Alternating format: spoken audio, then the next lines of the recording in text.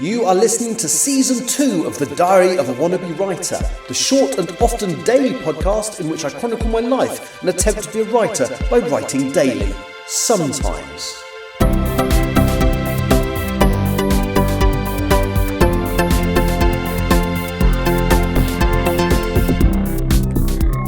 Hello, today is Wednesday the 22nd of January and you are listening to The Diary of a Wannabe Writer, and I did say yesterday that I hoped I would have some good news today.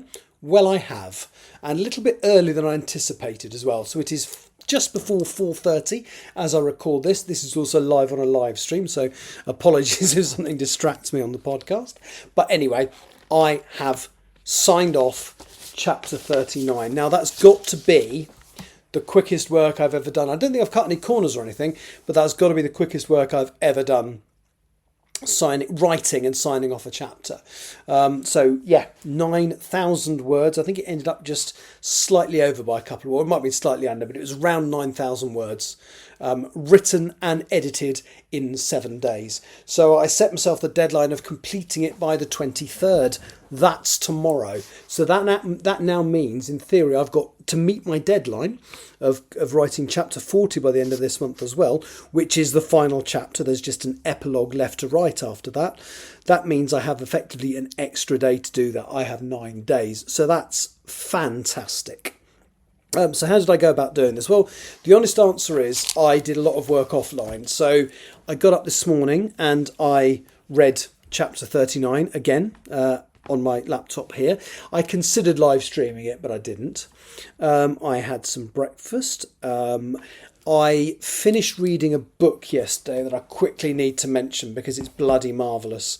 So it's my contemporary book club book for January for my local bookshop, and it's called The List of Suspicious Things by Jenny Godfrey.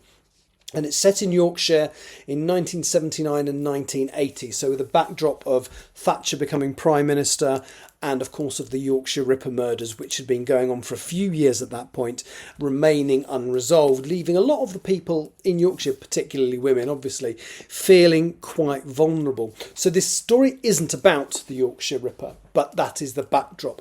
And it's actually about a 12-year-old schoolgirl and her friends.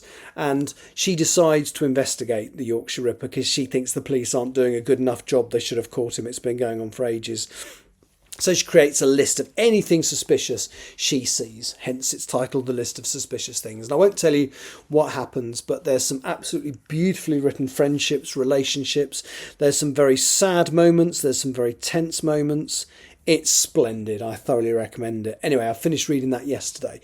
So anyway, I did a read through at home, and then I went out to my favourite coffee shop in town, and read through it again twice over a couple of cappuccinos. No, they were lattes. I don't really know the difference between a latte and a cappuccino. It's probably something to do with froth, but I don't know exactly. Anyway, so I read through it a couple more times. Then I walked home, and kind of got home at about 1:30. Decided I was going to have an hour off, and then that I would do a live stream at 2:30, with the hope of getting this chapter signed off. And I did. So it's now 4:30. The live stream has been going on nearly 2 hours. It's nearly done. I'm recording this podcast as part of it. But yeah, I've done chapter 39. I am flabbergasted, and also I really like it. So there's a lot of, it's probably the most awful chapter. It's definitely got the highest body count of anything I've ever written, and there's a ruthlessness to some of the killings that take place. But it's literally, my main characters have come to the point where it's the survival of the human race, all the soldiers that are in their way. So I really enjoyed writing it, and it came to me once I got started. It was in 2 sessions I wrote this, one on day 1 and one on day 5 that I should have been. So I could have got it done a lot earlier. So my plan for the rest of the week. So I am going to start chapter 40 early. There's no point having it. Well, I could have a day off, but I don't feel I should, because what I'm hoping is if I can get chapter 40 written maybe even quicker. If I don't take the days off in the middle, I could get it written in 3 or 4 days. I mean, I'm not going to task myself with that, but it could. And that would mean I would have some days off at the end, because I've still got nearly 2 weeks before I go back to work. I've got the rest of this month, which is 9 days after today. And I've got 3 days before that. So it's 12 days. So it's almost 2 weeks before I go back to work. I can definitely get it done by then. But yeah, no, I want to get to chapter 40, which is the final chapter. It's the one I've called in my head, well, I'm quite loudly on here, the chapter of death. So it's the chapter where I visit some of the incidental characters in the story and how they die. And yeah, it's going to be horrible, but I kind of, for example, Lord Farnborough, you need to know what happens to Lord Farnborough. That's kind of a must, because otherwise he's a loose thread. Ronnie's parents, less so, but it'd be nice to know what happens to them. The Prime Minister, again, has been, well, he wasn't the Prime Minister at the start of the book, but the minister that they've been involved with throughout most of this process, Derek Cockrell Wright, it'll be kind of not nice, but I think it's necessary to show what happens to him.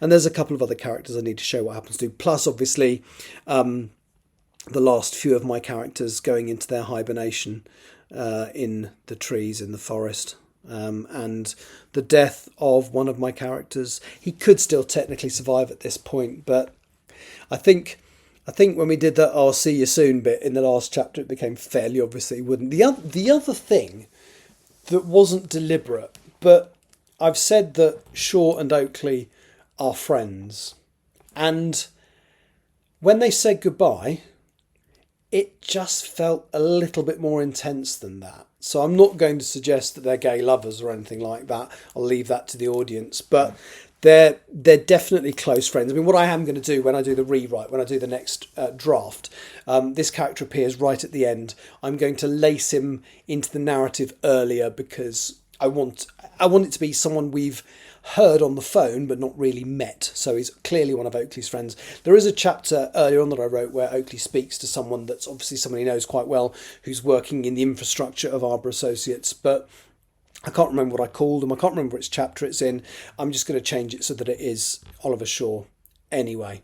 So that's me done for today. I'm absolutely thrilled to have got this done. You can probably tell by the amount I can't stop speaking. That leaves me the rest of this month to do 2 more submissions to agents. I did one yesterday. I am going to try and do one today. I probably should have done it before now, but I will try and do a second submission for the English Hikikomori today.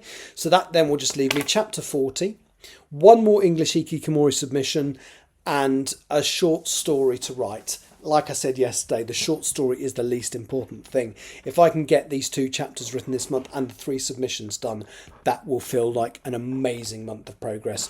That's me done for today. You'll be back tomorrow. I'll be back at some point tomorrow to tell you what I've done with chapter 40. Knowing the way my patterns are, probably bugger all, but we shall see. Thank you very much for listening. Take care. Talk to you tomorrow. Bye-bye. You have been listening to The Diary of a Wannabe Writer. For more information about what I'm writing, go to linktr.ee/Richard Writes, capital R, capital W, where you can find details of my website and social media. I may see you there.